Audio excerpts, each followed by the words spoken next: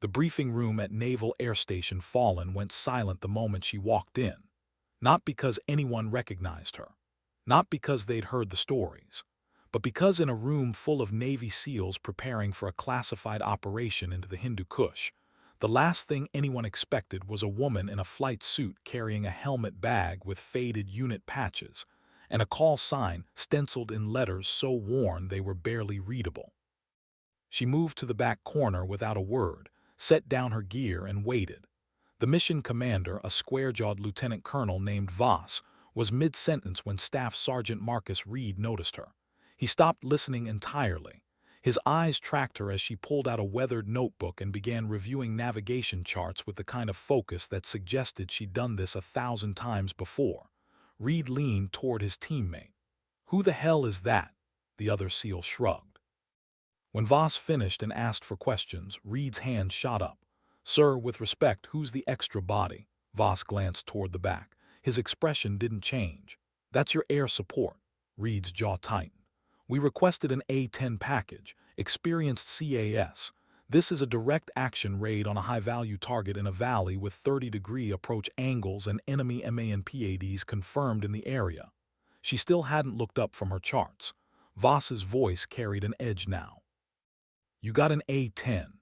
You got the most experienced CAS pilot in this hemisphere, Major Cale Ashford, call sign Reaper 6, 3 combat deployments, over 400 close air support sorties, distinguished flying cross.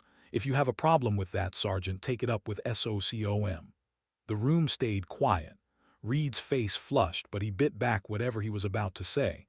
She finally looked up. Her eyes were dark, calm, unreadable.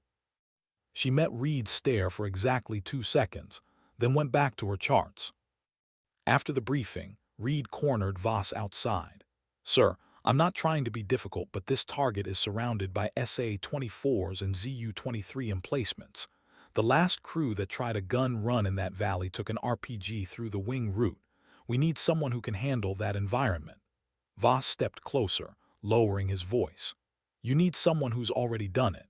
Major Ashford flew that valley 18 months ago. She's the reason the last team made it out.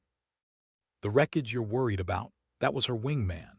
She stayed on station for 40 minutes under fire, guided the ground team through an ambush, called in medevac, and escorted them to the LZ with her hydraulics failing and half her tail missing. She landed that warthog on foam with no nose-wheel steering. So when I say she's experienced, Sergeant, I mean she's seen worse than what you're about to walk into." Reed said nothing. Voss wasn't finished. "And for the record, she didn't ask to be here. I requested her specifically, because when my men are in that valley and the world turns to hell, I want someone in the air who won't break. Major Ashford doesn't break." He walked away. Reed stood there, the desert wind pulling at his uniform, his certainty eroding like sand. The next morning, the team gathered on the tarmac for final coordination. Ashford's A-10 sat on the hardstand, gray and scarred, the Gatling gun barrel blackened from use. The aircraft looked like it had been through a war because it had. Reed approached her as she performed her pre-flight inspection. She was crouched near the nose gear, checking hydraulic lines. He cleared his throat. "Major," she glanced up, didn't stand. "Sergeant Reed. I wanted to apologize for yesterday. I didn't know your record." "You don't need to know my record. You need to trust that the people planning this operation know what they're doing." Her tone wasn't harsh, just matter of fact. She went back to her inspection. Reed hesitated. "Can I ask how you got the call sign?" She straightened now, wiping her hands on a rag. "You can ask." He waited. She studied him for a long moment as if deciding whether he'd earned the answer. "Helmand Province, 2019. Taliban ambush on a Marine patrol. They were pinned in a wadi, surrounded, taking casualties. I was 30 minutes out when the call came. By the time I arrived, they had 4 KIA and no way out. I stayed over that position for 3 hours, expended every round, every rocket. When I ran dry, I made low passes just to keep the enemy heads down until QRF arrived. The Marines said I looked like death itself circling above them. The name stuck." Reed nodded slowly. "How many did you save?" 11.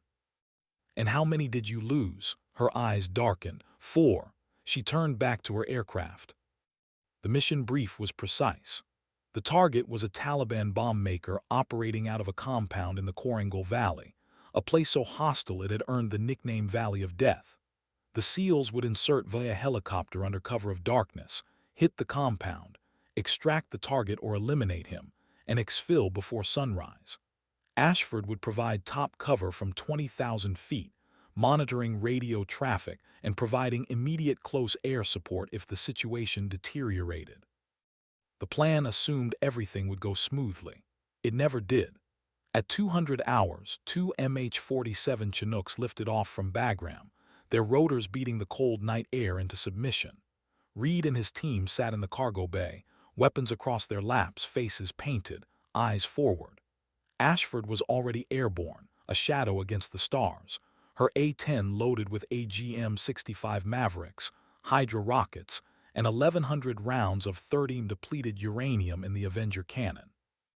She checked in on the secure frequency. Reaper 6 on station, bogey-free, ground team has green on approach.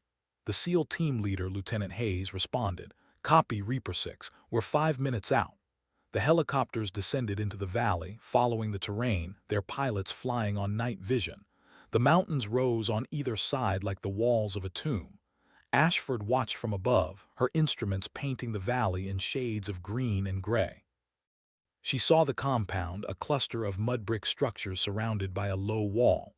No movement, no heat signatures beyond what was expected. It felt wrong. She keyed her radio.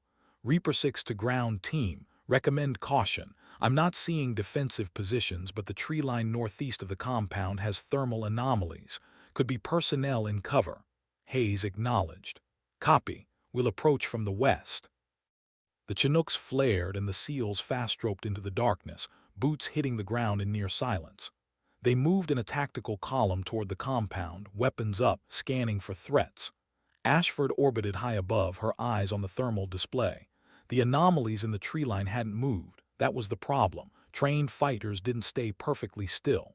They shifted, adjusted, breathed in patterns that created micro-changes in heat signature. These signatures were static. Too static. She keyed the radio again. "Reaper 6 to ground lead. Those thermal signatures are stationary. Recommend the world exploded." The compound erupted in gunfire from every window, every rooftop, every corner. Tracer rounds cut through the darkness like angry fireflies. The SEALs hit the dirt returning fire, but they were exposed in open ground with no cover. Hayes's voice came through, clipped and controlled. "Contact. Heavy contact. We're pinned down." Ashford rolled her aircraft into a dive without hesitation. "Ground team, mark your position with IR strobe. Danger close authorized." "Strobes active. We need guns now." She descended through 8,000 feet, her eyes tracking the IR strobes flickering in her helmet display. The compound was lit up with muzzle flashes. She could see the SEALs clustered behind a low berm, trading fire with an enemy force that outnumbered them at least 3-1. She armed the Avenger cannon. Reaper 6 in hot. 30 seconds.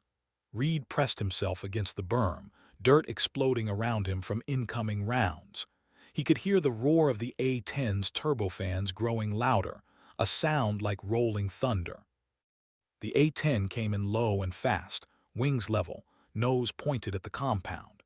Ashford's finger rested on the trigger. She waited until the last possible moment, until she could see individual figures moving in the windows, and then she fired.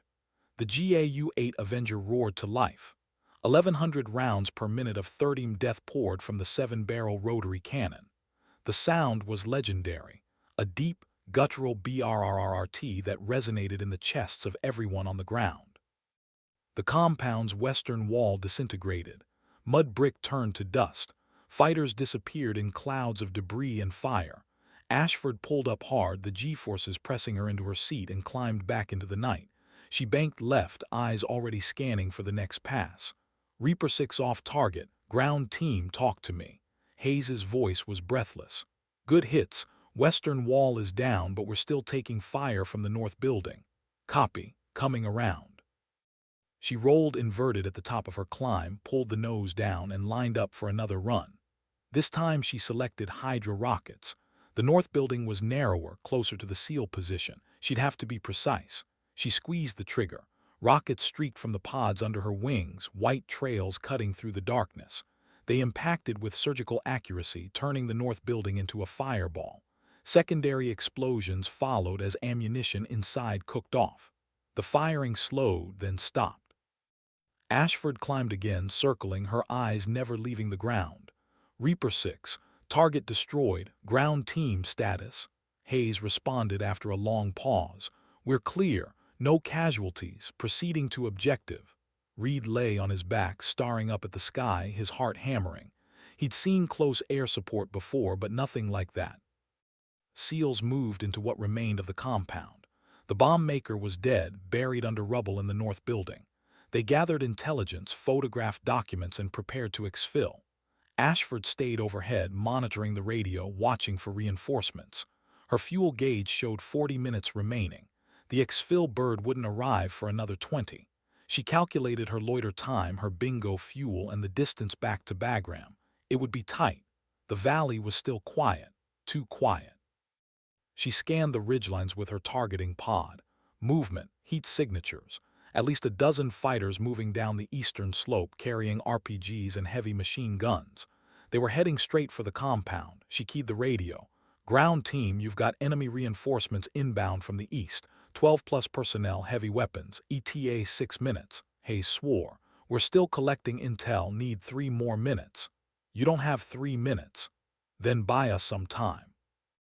Ashford didn't hesitate. She rolled into a dive toward the eastern slope. The fighters were moving in a loose column, confident in the darkness.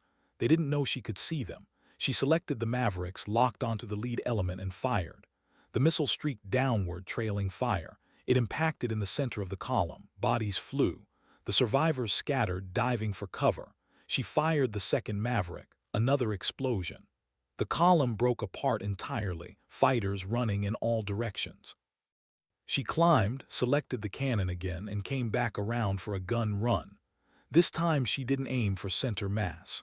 She walked the cannon fire across the slope just ahead of the fleeing fighters, kicking up a wall of dirt and rock. They stopped, reversed course, ran back up the mountain. Hayes's voice crackled through the radio. Reaper 6, you're a damn artist. Ground team, you're clear for exfil. Get moving. The Chinook came in fast, flared hard, and the SEALs scrambled aboard. Within 90 seconds they were airborne, climbing out of the valley. Ashford stayed on station until they were safely away, her fuel gauge now reading 22 minutes. She turned east toward Bagram. The A-10 was slow, heavy, and fuel inefficient, but it never complained. She pushed the throttles forward and flew in silence, the stars above, the mountains below, the darkness all around. Her hands were steady on the stick. They always were. When she landed at Bagram 30 minutes later, the gauge read 6 minutes of fuel remaining. She taxied to the hardstand, shut down the engines, and sat in the cockpit for a long moment, her head resting against the seat. The crew chief climbed up to check on her. "Major, you okay?" She nodded. "Yeah, just a long night." "That's what I hear. Word is you saved a SEAL team." She didn't respond. She unstrapped, climbed down, and walked toward the debriefing room, her helmet bag slung over her shoulder. Behind her, the A-10 sat cooling in the pre-dawn light, scorched and battered and still standing, just like her. The debriefing room was crowded. SEALs, intel officers, mission commanders. Reed sat near the front, his face unreadable. When Ashford entered, Voss stood. "Major Ashford, excellent work tonight. Your intervention prevented what could have been a catastrophic situation." She nodded. "Thank you, sir, just doing my job." Voss smiled slightly. "Let's be honest, you did significantly more than your job." The SEALs shifted in their seats. Reed caught her eye. He nodded once, a gesture of respect. She returned it. After the debrief, Reed found her outside. The sun was rising over the mountains, casting long shadows across the base. "Major, I owe you more than an apology. I owe you my life." She turned to face him. "You don't owe me anything, Sergeant. We're on the same team. Still, I misjudged you. People usually do." There was no bitterness in her voice, just fact. Reed hesitated. "Can I ask you something?" "Go ahead." "When you were up there, circling, calling in those gun runs, were you scared?" She considered the question. "Every single time. Fear keeps you sharp, but I don't let it make my decisions." "How do you do that?" "Practice, and remembering that it's not about me. It's about the people on the ground who need me to be steady when everything else is chaos." Reed nodded slowly. "I get that now." She started to walk away, then paused. "Sergeant, you did good work down there. Your team stayed calm under fire. That's what made the difference." He watched her go, feeling something shift in his understanding of what competence looked like. 3 weeks later, Ashford was back at Fallen, running training exercises with new pilots. The A-10 community was small, tight-knit, and brutal in its standards. She was walking them through close air support procedures when her phone buzzed. A text from Reed. "Major, my team is deploying again next month. Requested you specifically for air support. Hope you'll say yes." She stared at the message for a long moment, then typed a reply. "Send me the mission brief." She pocketed her phone and returned to the classroom. One of the new pilots, a cocky lieutenant fresh from flight school, raised his hand. "Major, is it true you got the Distinguished Flying Cross for staying on station under fire?" "It's true." "Why'd you do it? You could have gone back to base, refueled, come back later." She looked at him. "Because later those Marines would have been dead, and that's not acceptable." The room was silent. The lieutenant shifted uncomfortably. "But you were out of ammunition." "What were you going to do if the Taliban had MANPADs?" "I was going to fly low enough that they'd shoot at me instead of the Marines." "That's suicide." "That's the mission." She turned back to the board and continued the lesson. The lieutenant said nothing else. After class, another pilot approached her, Captain Nina Okoye, one of the more experienced aviators in the squadron. "That lieutenant doesn't get it yet," Ashford shrugged. "He will, or he won't make it through CAS training." "Think he has what it takes?" "Time will tell. Some people understand the responsibility, some don't. You can teach skills, but you can't teach character." Okoye nodded. "You heading back overseas?" "Looks like it." "Same SEAL team?" "Yeah. They're lucky to have you." Ashford didn't respond. Luck had nothing to do with it. A month later, she was back in Afghanistan, this time for an operation in Helmand Province. The mission was more complex, a multi-day operation targeting a Taliban logistics network. The SEAL team would hit 3 separate compounds over 72 hours, with Ashford providing persistent air cover. It was exhausting work, long hours in the cockpit, constant vigilance, limited sleep. But she never complained. On the second night, the SEALs hit a compound near Sangin and walked into an ambush. Machine gun fire erupted from concealed positions. Hayes called for immediate support. Ashford was 20 miles away, refueling from a KC-135 tanker. She disconnected early, told the boom operator she had an emergency, and dove towards Sangin at max speed. The A-10's engine screamed. She covered 20 miles in under 4 minutes. When she arrived, the SEALs were trapped in a building, surrounded by enemy fighters closing in from 3 sides. She didn't wait for clearance. She came in low, cannon blazing, and shredded the enemy positions. The Taliban fighters broke and ran. Hayes's voice was shaking when he called in.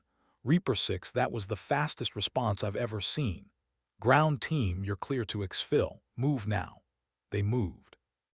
Ashford stayed overhead until the helicopters arrived, until every SEAL was safely aboard, until they were clear of the valley.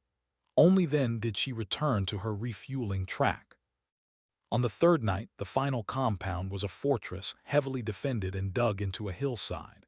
The SEALs knew it would be a fight. Ashford arrived on station 2 hours before the assault, studying the compound through her targeting pod, memorizing every entrance, every firing position, every potential threat. When the SEALs moved in, they were met with coordinated resistance. Mortars, machine guns, RPGs. Hayes called for danger close support. Ashford rolled in without hesitation. The compound was less than 50 meters from the SEAL position. She walked the cannon fire along the perimeter, so close that Reed later said he could feel the shockwave from the rounds impacting. The enemy fire slackened. The SEALs pushed forward, clearing rooms, securing the objective. When it was over, they found evidence of a major bomb-making operation, enough explosives to level a city block.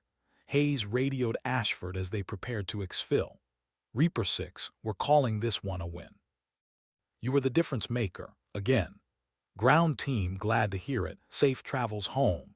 "You too, Major N." "Thank you." She didn't respond. She didn't need to. As she climbed away from the compound, banking west toward the rising sun, she felt the weight of it all. 3 deployments, 400 sorties, 11 lives saved, 4 lost. Every mission a gamble, every decision measured in seconds, every mistake permanent. The A-10 flew steady beneath her, scarred and reliable, a machine built for one purpose and one purpose only. She understood that. She was built for the same purpose. When Ashford returned to the States, Reed sent her a package. Inside was a sealed trident mounted on a plaque with an inscription. To Major Cale Ashford, call sign Reaper 6, for standing between us and the darkness, with respect and gratitude. SEAL Team 7. She hung it in her office at Fallen next to her other commendations. It meant more than all of them combined. Months passed. She continued training pilots, running exercises, preparing the next generation for the realities of combat. She didn't talk about her deployments unless asked, and even then she kept the details minimal. But the stories spread anyway. The pilots in training heard about Reaper 6, the woman who didn't break, the woman who flew into hell and brought people home. One afternoon, Voss called her into his office. "Major, I'm putting you up for promotion to lieutenant colonel. Your record speaks for itself, but more than that, the teams you've supported want you in a position where you can shape policy and training for CAS operations across the board." She was quiet for a moment. "Sir, with respect, I'm more effective in the cockpit than behind a desk." "I agree, which is why this position would keep you operational. You'd lead the CAS training squadron, fly regular missions, and advise on doctrine. You'd still be in the fight." She considered it. "Can I think about it?" "Take your time, but Cale," he rarely used her first name, "you've earned this. Don't let anyone tell you otherwise." She nodded and left his office. That evening she drove out to the desert, parked her truck on a ridge overlooking the training ranges, and sat on the tailgate watching the sun set. The sky turned orange, then purple, then deep blue. Stars emerged one by one. She thought about the Marines in Helmand, the SEALs in Koringal, the 11 lives saved and the 4 lost. She thought about the lieutenant who asked why she stayed on station without ammunition, and the answer she gave. She thought about the A-10, that ugly, beautiful machine that had carried her through so much, that had never let her down. Her phone buzzed, a text from Akoy. "Heard about the promotion, you taking it?" She typed a reply. "Yeah, I think so." "Good, we need people like you making decisions." She pocketed her phone and stared at the sky. People like you. She'd spent her entire career being told she didn't belong, that she wasn't strong enough, fast enough, tough enough. And yet here she was, still standing, still fighting, still proving them wrong one mission at a time. She thought about Reed, that moment outside the briefing room when he asked who she was. She thought about his face when he realized he'd misjudged her. She thought about the respect she'd earned, not through words but through action. The desert wind was cold, but she didn't mind. She sat there until the stars filled the sky, until the darkness was absolute, and then she drove home. The promotion ceremony was small, held in a hangar at Fallen with just her squadron and a handful of senior officers. Voss pinned the silver oak leaves to her shoulders. "Lieutenant Colonel Cale Ashford, congratulations." The room applauded. She stood at attention, her face composed, her mind already on the work ahead. After the ceremony, the pilots gathered around her. The cocky lieutenant from months earlier approached, less cocky now. "Colonel, I just wanted to say, I get it now. What you were trying to teach us." "What's that, Lieutenant?" "That it's not about being fearless, it's about being reliable, being the one people can count on when everything goes to hell." She nodded. "That's exactly right. Fear is natural. What matters is what you do with it." He saluted and walked away. Akoy appeared at her side.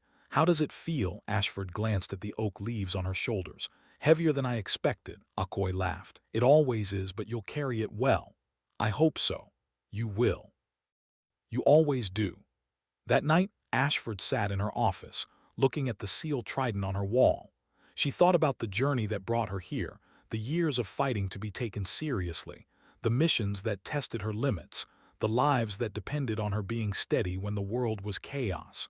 She thought about the call sign Reaper 6, earned in blood and fire, a name that meant death to the enemy and salvation to the friendlies. The next morning she was back in the cockpit, leading a training flight over the Nevada desert. 4 A-10s in formation, new pilots learning the fundamentals of close air support.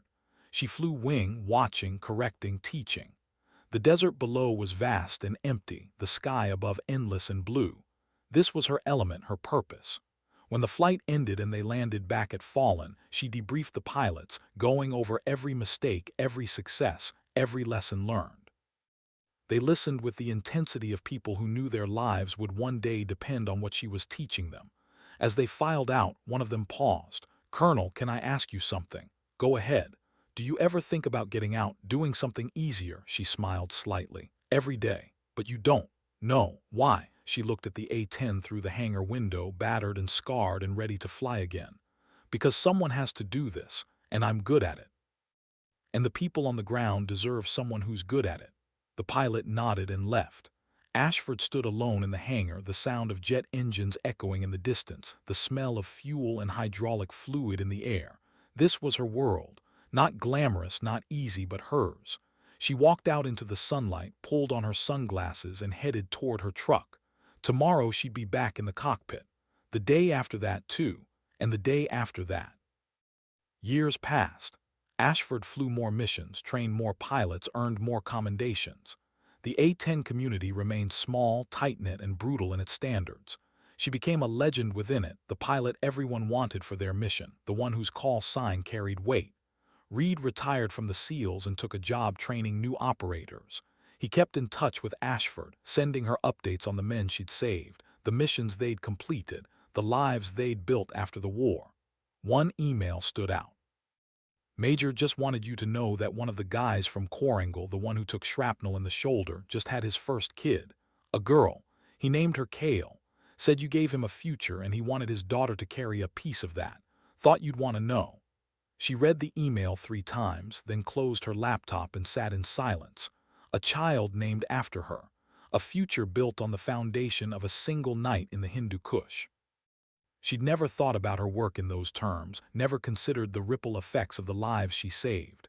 But now, faced with the evidence, she felt something shift. The weight of responsibility was heavier than ever, but so was the meaning. She replied to Reed. "Tell him congratulations, and tell him Kale is a strong name. She'll do well." That night she stood outside her quarters at Fallen, looking up at the stars. Somewhere out there, a child was growing up with her name, carrying a piece of her story into the future. It was a strange kind of immortality. The years continued.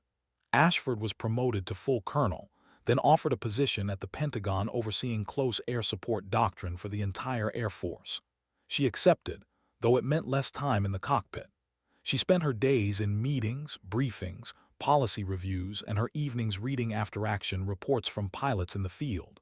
She advocated for the A-10, fought against efforts to retire the aircraft, and pushed for better training and resources for CAS pilots. Her reputation grew. Officers sought her advice. Generals listened to her recommendations. She became the voice of close air support, the standard against which others were measured. But she never forgot where she came from. Once a year, she returned to Fallen to fly with the training squadron, to remind herself of the weight of the stick, the roar of the cannon, the responsibility of being the one circling above when lives hung in the balance. On one of those trips, she ran into Akoi, now a lieutenant colonel herself. They sat in the officers' club drinking coffee, talking about the old days. "Do you miss it?" Akoi asked. "The combat missions," Ashford nodded. "Every day, but I know I'm doing more good here, shaping the next generation, making sure they're ready. You've built a legacy, Kale. The pilots coming through now are better because of you." "I hope so." "They are, trust me." Ashford smiled, a rare expression. "Thanks, Nina." "Anytime." They sat in comfortable silence, 2 warriors at rest, their battles behind them but their purpose unchanged. When Ashford finally retired, the ceremony was held at Nellis Air Force Base, attended by hundreds of pilots, officers, and ground troops she'd supported over the years. Reed was there, older now, his hair gray but his handshake as firm as ever. "Colonel, it's an honor to be here." "The honor's mine, Marcus. You and your team taught me what it means to trust people with your life. You earned that trust over and over." The ceremony began. Ashford stood at attention as her achievements were read aloud. 300 combat missions, 700 close air support sorties, countless lives saved, Distinguished Flying Cross, Silver Star, Purple Heart from a mission she never talked about. When the final salute was rendered and the flag was folded, she stepped to the microphone. The crowd went silent. "I'm not good at speeches," she began. "So I'll keep this short. Everything I did because of the people on the ground who trusted me to be there when they needed me. That trust is sacred. I never took it lightly and I never will. To the pilots following in my footsteps, remember that your job is bigger than you. It's bigger than the aircraft. It's about the lives depending on you to be steady, to be skilled, to be there. Don't let them down." She paused, her voice catching slightly. "And to the men and women I flew for, thank you. You gave my life meaning. You made me better. I hope I did the same for you." The crowd erupted in applause. Reed stood, and one by one, everyone else followed. After the ceremony, Ashford stood by her old A-10, the one she'd flown on her first deployment, now preserved as a static display at Nellie's. The aircraft was battered, scorched, the paint faded, but it stood tall, defiant, a monument to endurance. Reed approached. "What are you going to do now?" she shrugged. "Rest, maybe teach part-time, spend time in the desert. You've earned it. Maybe." She ran her hand along the Warthog's fuselage, feeling the rivets and scars. "This machine saved my life more times than I can count, and I like to think I returned the favor." Reed smiled. "You did more than that. You turned it into a legend." She looked at him. "We all did. Every pilot who strapped into one of these and went into the fire. The aircraft is just metal. We're the ones who gave it meaning." He nodded. They stood together in silence, two warriors bound by shared experience, by the knowledge of what it means to face death and choose courage. Finally, Ashford stepped back from the aircraft. "Time to go."